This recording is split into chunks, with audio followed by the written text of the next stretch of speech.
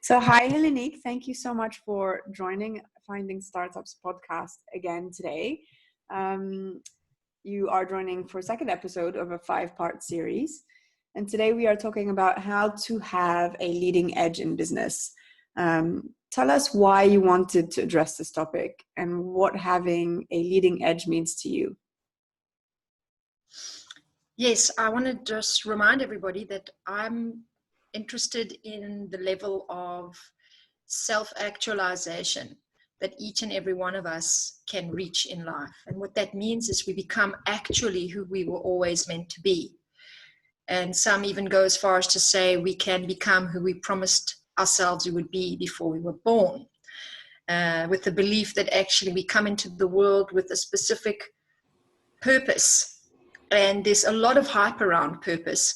So I want to distinguish the hype around purpose from what I'm talking about, which is actualization, which is also saying that whether you find out what your purpose is or not, whether you're conscious of it or not, doesn't really matter. What matters is that you live into your fullest capacity. So I'd like to talk about it in terms of actualization and capacity. So that's my vantage point as a clinician and as a peak performance expert and trainer. I'm always interested in how can people take that next step into who they really are, into who they truly are. And then how can they challenge themselves? How can they really allow themselves to go out of the comfort zone and into the areas that they are unknown to and unknown to themselves. So that's really important in life, to feel fulfilled and to have used this life well. And often when we are at the end of life, that's what makes the difference. So a lot of people have talked about that in terms of meaning. You know, your life needs to have the deepest meaning possible, and you attribute that meaning. Others don't necessarily have an impact on that, although we always think they do. What will others say? Are we measuring up? Do we have as much success as the next person? But really, when you're at the end of your life, or when you're getting to the end of your life, there's, a 30-year period, they say, after the age of 50, where we become very internalized and we reflect on the meaning of our lives. And actualization, reaching your fullest capacity, becoming all you can be, if that involves finding your purpose in a conscious, true, pinpointing it type way, actually affects that end of life period in the most dramatic way possible. So that's why we're talking about the leading edge in business, for me and from my perspective, as really being able to come to a place in yourself where you are on a evolutionary edge for your own life and for what you're here to do and for what is meaningful for you. So when you are living in that totally switched on way, and you learn how to live at the edge of your capacity, in other words, you're challenging yourself, you're driving forward, but you also learn the art of being. You're not just about doing. You tap into parts of who you are that are really unique and really powerful and really self-reflective, that gives you a kind of edge that no one else can ever have, because you are the only person here like you. So it's a natural extension from my work to begin to talk about that in business, because that's where it shows up. That's where it can actually become monetized. That's where it actually makes a difference. And a lot of us are so challenged in the area of financial independence, wealth, success. So it's a very good place to be learning who you are, learning what's possible for you, and stretching yourself beyond what you ever thought was possible. So developing yourself career-wise, business-wise, out into the world is a very great place, a great opportunity to really discover more of who you are. That's where I'm coming from. That's why I wanted to talk about it. And that's an interesting perspective, actually, because I was actually going to address it from a very business-like mind. And it's nice to see that you're actually bringing in who someone is as a person, not just personality, but why they do what they do, what fulfills them. Because in business these days, I think a lot of people enter the world of entrepreneurship without realizing the challenge that it is. And without knowing why they're doing what they're doing, creates even more of a challenge. So last week or the week before, we spoke about purpose and what someone's purpose was. And so it ties in quite nicely with the concept of why you should be doing or starting any sort of project within business and on entrepreneurship, whether it be extremely personal as a side hustle or a side passion project, or whether it is a really quite business scalable business sort of project that you want to take on board. And a lot of people ask the question when starting a business that is not necessarily new to market: what makes you different? You know, what is your USP, your unique selling point, etc. But in your opinion, then, should one even think to start a business if they don't know what that is or what theirs is? I know it's a really lovely topic today, because, as you said, we could take it totally from the business side. And for me, as a clinical psychologist, I would totally need to look at it from the personality side. And that's where I ended up going into the area of the psychology of business and personality in business. So from that side, and from where I'm at, looking at the business relevance at the same time, I want to say this. A very amazing piece of research was done by the Carnegie Institute years ago, and they decided to look at success and financial success, in fact. And they found that there are 4 things that define your financial success in life more than your technical skill. In other words, you study to be an accountant, and over and above your skill as an accountant, 4 things make a difference as to whether you're going to be stable and growing your career well and have financial security. And the first one that is most significant out of the 4 is personality. The others are communication, negotiation, and leadership. This is a very great piece of research. They were the first people to really train in businesses on different topics. And they have their finger on the pulse to really bring back to us the relevance of who you are as a person. And why is this important? Leadership research talks a lot about charismatic leadership as a very strong sign that the person has a way of influencing employees, a way of really being able to shirk off problems, a way of being able to motivate, inspire, take people along on a journey. So that charisma in a personality, not everybody has it. It can't be faked. It's a kind of genuine disposition that certain people have. So we could say, right, those people are really great leaders. But everybody has a personality, and everybody can develop their personality. And this is what people don't realize. A lot of people choose to believe and get stuck in the idea that this is who I am, this is all I have, and, you know, tough if you don't like it. In personal relationships, it comes up in a lot of conflict where we just insist that this is who we are, but actually who we think we are is just our ego. We are way more than our ego. And our ego, in fact, is supposed to shatter and break into a million pieces so that we can find out who we really are. Our true essence is underneath the ego. So personality development is a huge field of possibility. And it's a very important one to define and decipher if you are going to build a business, because in fact, adding on to this, I've spoken to a lot of coaches, mentors, people that have trained me about this fact, and they've said to me, you know, you're quite right. It's not just about the business knowledge. In fact, what makes a startup succeed? I've asked this question to a Lithuanian accelerator. I've asked the question to people in Estonia that are running an amazing accelerator for tech. Well, they choose a lot more tech-oriented projects. They have some very top-level trainers in this organization, very young and on the edge kind of trainers.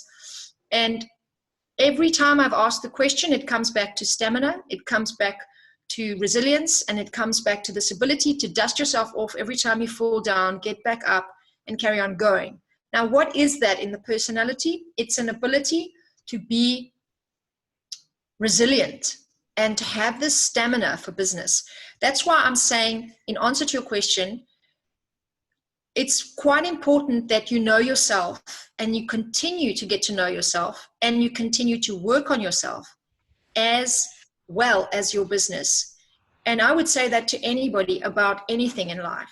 But with regards to business, setting up a business, making it work, finding the right people, realizing what your weaknesses are, looking at how you get challenged, looking at how you can catalyze your challenges and turn them into triumphs, really learn from them, discover the kind of insights that you need to be getting from every single tribulation, every single difficulty, every single conflict, and seeing how you as a person can grow from that.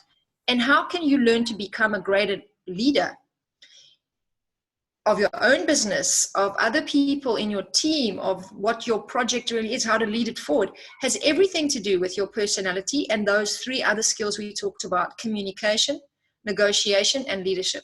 And all three of those are learned behaviors.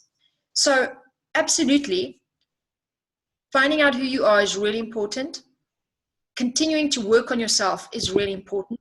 And I want to leave the final answer to this question relating to the words of one of my mentors' husbands, who actually told me and gave me this straight advice that I should be throwing rocks at all the business coaches, which is when I had this discussion with him, to say that they are actually doing some damage if they are teaching people how to build businesses and teaching them all the technical skill of technical knowledge that we need, like technology, marketing, promotion, whatever it is, funnel building, advertising, all the structures around the business. I should be throwing stones at these guys, rocks at them, calling them the baddies, because I'm a psychologist with a strong foot in neurobiology and what it takes to change behavior. And I'm looking at peak performance, like what does it take to really be on the leading edge in your own life? How do you stay in a state of flow?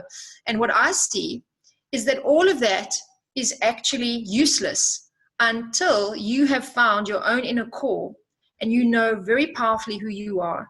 And you also have inside of you a certain resilience that you are building over time. So he was saying, in my approach, in my work, it would be totally appropriate to be warning people, which is now what I'm doing, of doing the training outside without doing the training inside. Because every time you've done the training outside and you are not successful or it doesn't work for you, there is a reason on the inside that you might be sabotaging it, and or you haven't been able to implement it properly because you don't have the follow through yet. You don't have the discipline. Maybe you don't really believe in yourself. So all of that unconscious mind that we each carry inside of us is very powerful in affecting what we learn. And that's why if you decide, to brush your teeth every single day, you need your mom to tell you from a young child every single day for years until you learn to do that.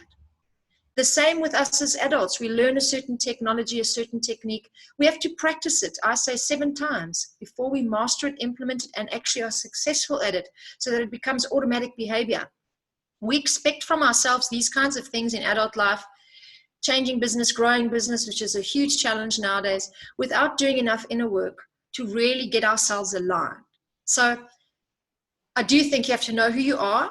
I think you have to continue to know who you are and to work with a professional. And I know it's hard to do that, but it is a discipline and it is a decision that a lot of us need to take. In fact, every woman I know around me now that is on the leading edge of her business and or putting themselves out into the world to have a greater social impact or greater influence or to reach a greater audience, who are really revolutionary leaders in their own right, have a mentor and or a supervisor and or a therapist, and maybe a few of them, and maybe even a business coach that is helping them to guide their business further and to also position themselves as a unique part of that business. So there are 3 things I want to talk about.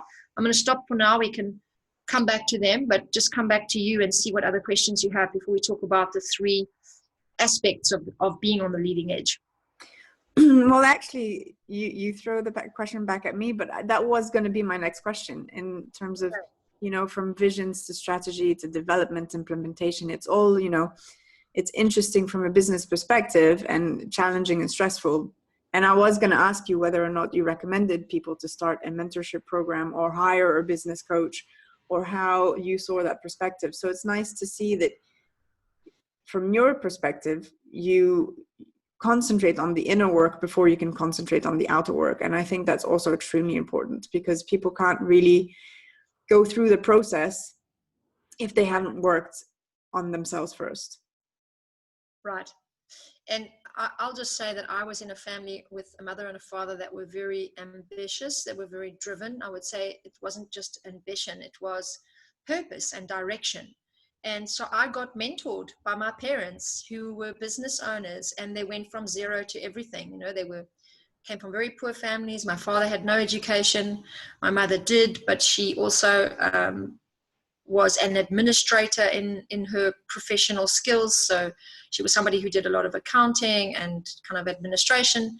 So my dad had an incredible vision, an incredible fervor and drive, and a real strong direction to survive and to do a life path that would take him somewhere where his parents had never been. So he wanted to go beyond the limit.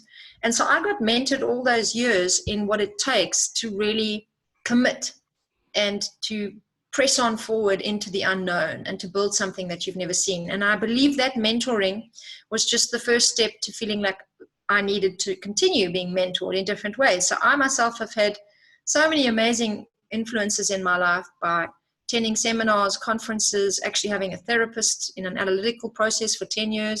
It was one of the most powerful things I've ever experienced. I recommend it to anybody who can do that, to be in a psychoanalytical process for a long time.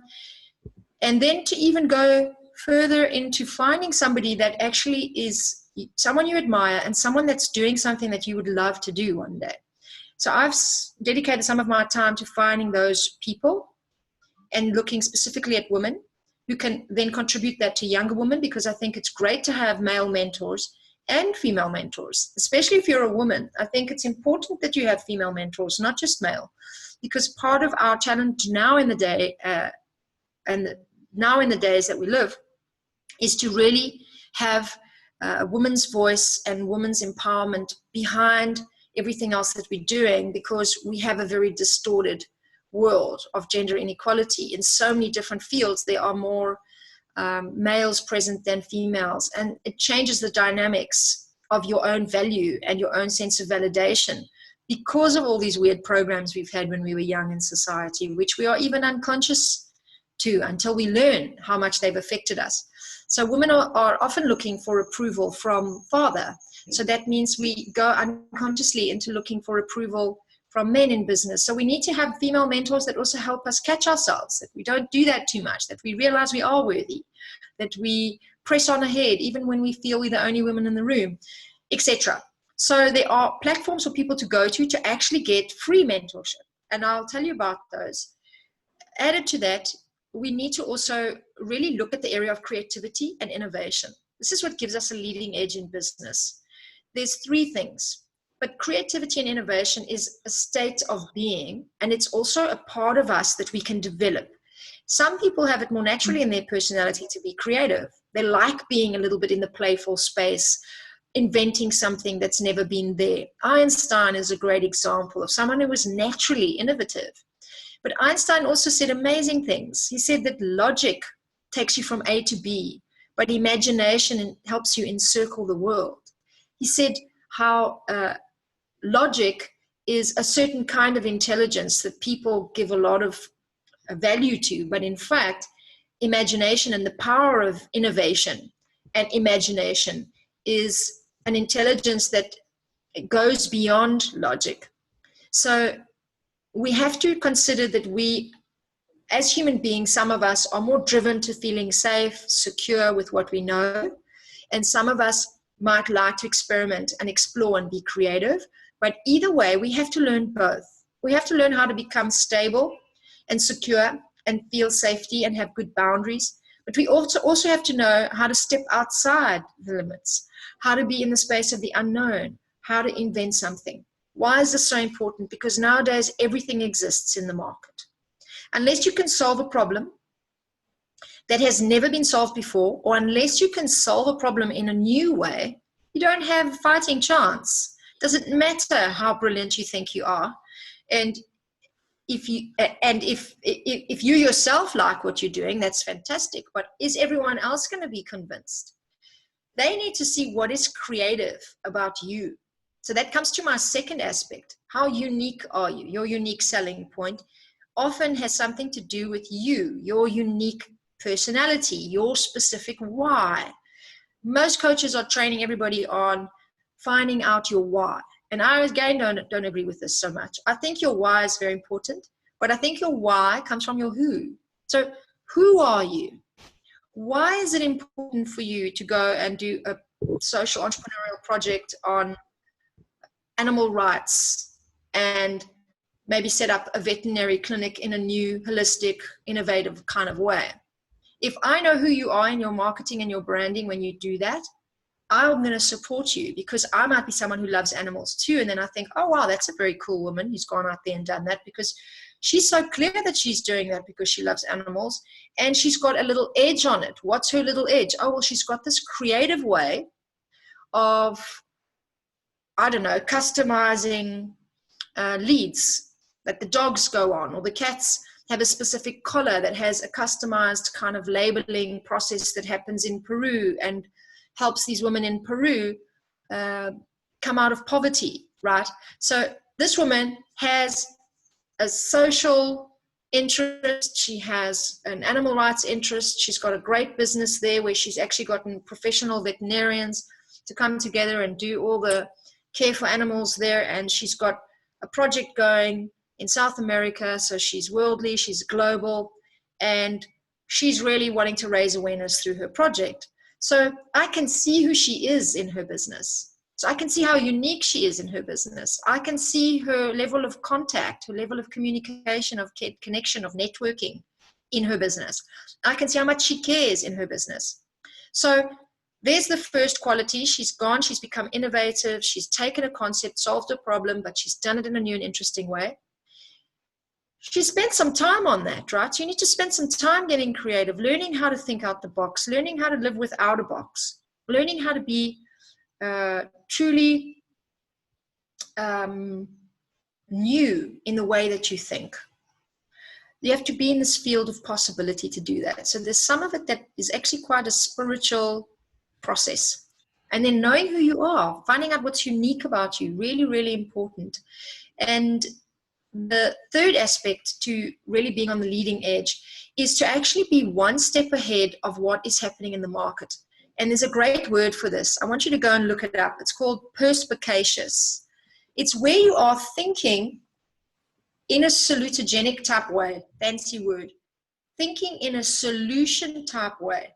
So it's actually practicing that. And you have to find the right kind of people to work with that are going to give you that you admire, that are going to help you feel that. You see that these people are a little bit on the edge. There's a great guy called Ken Wilber, some people know him. He talks about the frothy edge of evolution. I love that word. Imagine you're at the sea and the waves are frolicking here at your feet. That frothy edge of each and every wave is one step ahead of the wave. You want to learn how to live at that frothy edge. What does it mean?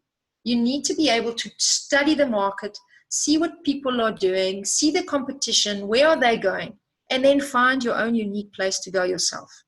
And I have a great mentor myself who, if anybody wants to work with me at any point, we do a lot of her work as it's influenced me to help influence you. And she has this great way of doing this. It's to study the market and then to turn it on its head. So her byline, for example, is stop dreaming, start doing. Everyone's talking about dream, dream, dream, dream, dream. No, it's not going to get you there. You have to learn how to do certain things. So do means you have to do the work. It's not just about coming up with the concept and thinking, okay, this is a great idea. Let me put all my lovely website together and make it all perfect and make it pretty and go and find all these people that are going to hand out my flyers. You have to find a way to actually build the communication systems, market. You have to be on it. You have to check. You have to analyze your results. You have to improve them.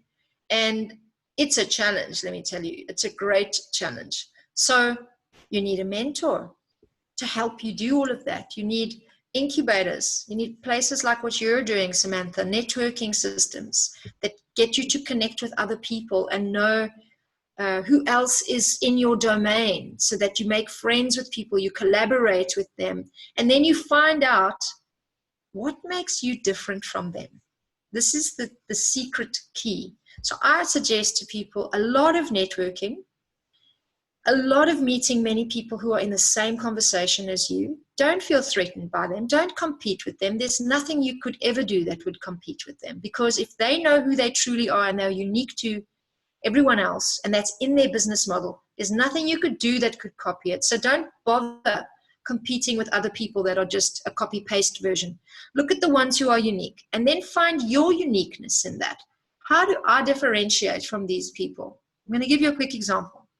There's loads of women at the moment writing books, lots of women coaches, lots of women running events, lots of women doing conferencing. The whole women's movement is booming right now. There's lots and lots of women who really are wanting to help more and more women be visible. Now, how does everybody stand out in that? Some are doing events that are very high profile, exclusive events in exotic locations. Some women are doing events that have everything to do with grassroots level, wanting to train and support women who are very impoverished. Some women are doing conferencing on, for example, my aspect is the truth, like women of truth. So I want to really talk about the stuff that we lie about, the stuff that's not honest in us, the stuff that we forget, that we miss, that we are unknown to, the stuff that we reject or we sort of escape from. Right? Why? Because we want to bring that up and make it conscious so that we can actually become much more powerful in our own right. So really important now is to know that that's my distinctive difference. Why do I want to do that? Because I'm a therapist and I've worked on that level. Why does that not compete with anyone else? Because if it's truly my own deep feeling from my own inner core, my own soul, my own personality is really equipped to do that. And I should only focus on improving my ability to do what I need to do better, not try and do what everyone else is doing. And I really disencourage people to copy paste business ideas or to jump on bandwagons. I really want to more genuine, actualized people who are reaching our own fullest potential and our own capacity. And only when you've done enough self-searching do you really know what that is. So you'll feel it intuitively sometimes and you'll go for it. That's fantastic. Do that and then develop more of who you are in it. Yeah. I'll leave it there. No, that's great, because you've really touched on so many of the questions that I had for you in terms of, collaboration versus competition, in terms of finding out where your unique edge is and why competition and copy pasting is not a good idea. So you really did touch on a lot of things, of which one of the questions was how does one keep a leading edge in terms of staying one step ahead of the rest. So you've kind of touched on all of that already. So that's great. For the benefit of our listeners in particular, because I think the work that you do is very unique, speaking of unique in itself, would you like to remind them how they can follow you and your work, and where they can find you? Sure, thank you. So I just want to add to this, to everyone watching, that whatever your path is, it's your path. It's beautifully designed for you to go where you need to go. So trust that. And trust that you are here to find your own inner voice, your own inner truth, and that will guide you. But be committed to it, because it's not something accidental. You need to be purposeful and devoted to that. So I learned a lot through working with NGOs and being a humanitarian in my approach many times, and philanthropic. And now I realize there's nothing wrong with becoming monetizable and actually making something work so that you are sustained and it is sustainable, and that from that place you become very able to sustain other things too. So for me, you can find me anywhere online, on Facebook under my personal name, Helenique Argeroux, or my website is heleniqua.com, and Helenique is spelled HENIQA.com. I have a YouTube channel, which was under my previous, one of my areas of study was really the pineal gland and how we really activate imagination and vision. And have some very strong techniques and technology around that. So I named that AHA Intelligence, AHA Intelligence .YouTube. Is it .YouTube? Yeah. I think it's .youtube/, but if you just check YouTube, Our High Intelligence, you'll see loads of videos there that are all free and accessible on many different areas. One area I specialize in is social entrepreneurship. The other one is on flow, peak states. How do you get into the state where you can cross your threshold and challenge yourself and become even more amazing and more accomplished than what you were before? And then simple life, love, leadership, and legacy. If you can remember those, I work on all four of those as a trainer and a peak performance expert. So if you want to jump onto a 6-month training with me, you're welcome to do that. I take very specific people. And then I have online courses if you want to do any of those as well. And we have these conferences, Women of Truth, coming up in September 14th, 15th in Cyprus at the Crown Plaza Hotel. We'll have a female leadership retreat before that. And then the conference for 2 days where we look at revolutionary leadership in women and the new femininity. How do we create that together? Find me on Instagram, Women of Truth X, or the 9 Styles of Leadership. And you can also find me under Helene Gargery. Thank you so much, Samantha. I'm loving working with you, and I really hope we can help a lot of people with these videos, and that they can also really see how important it is to keep this conversation alive in their own lives. No, definitely. I think we're touching on very important topics that can help people through the whole process of finding themselves, finding who they are, finding why they're doing it and how to do it. And, you know, it's really important to ask for help. And I think sometimes, as you mentioned with the ego earlier, people are either afraid to ask for help or they don't know what to ask. Yes. And so finding that mentor, or as you said, finding someone who you emulate and are striving to achieve to be like, would be the best way forward in terms of who do they hang around with, what do they do, how did they achieve what they've done, what makes them unique, what makes you different from them, to be able to be in the same space. All of that, I think it's hard to do alone, and entrepreneurship can feel very lonely sometimes. So, you know, we definitely recommend, you know, getting some support, having some help from friends, family, or a mentor, or finding someone who's done it before you, and see how they can help you achieve where you want to get to. So yeah, I think we're touching on some very important topics. We have 3 more to come. So we are looking forward to the next episodes. And we thank you for your time, because I know you're very busy. And I'm sure our audience appreciates everything that you contribute to the podcast. So I love being busy with these things. Thank you. So I want to just add to what you've said. Loneliness is so important to look at. So for people that feel that, know in Cyprus that they have connection between different organizations that are helping startups, and online they have you. And if you are in Europe, there are lots of places where you can go to get just inspired, and it is so important. And there's this really famous thing that goes around these circles of people interested in business development that says that you become like the 5 people you hang around with the most. Have you heard that, Samantha? I have, in your personal life as well. Yeah. So Yeah. if you're going to hang around with people that are bringing you down or telling you it's never going to work, or people that just don't get it, really it's a downer for you. So rather look for the people that are a stand for what you want to do, that want to see you succeed, that really love who you are, and even those who are way ahead of you. Because if you hang out with people, we say this in drumming, you know, I'm a musician, which some people don't know. We always say if you hang around in circles with drummers that are better than you, you start playing better sooner, because you get influenced by their sound. It's the same, it's vibrational. So if you're with all these people, you know, you go to events where you see people that have succeeded, you're learning from them. So keep that in mind and keep pushing on ahead, and know that, yeah, absolutely, it's important that you get the right support. And I wanted to also say that women, I've done some research on this lately. I'm writing a manual, lifesaver manual for working mothers, mompreneurs we call them. So if you happen to be a mother out there, we know that you don't ask for help and often, and we want you to, because if you don't, you make your children suffer and yourself. So keep this in mind, that as a woman, we are less prone to getting the support we need, because there's a pressure on us to feel like we have to succeed, especially for mothers. We feel like, oh, well, we have to get this done. It's the job of a mother. And then you want to run a business. So then no one's really like always there to help you with it either.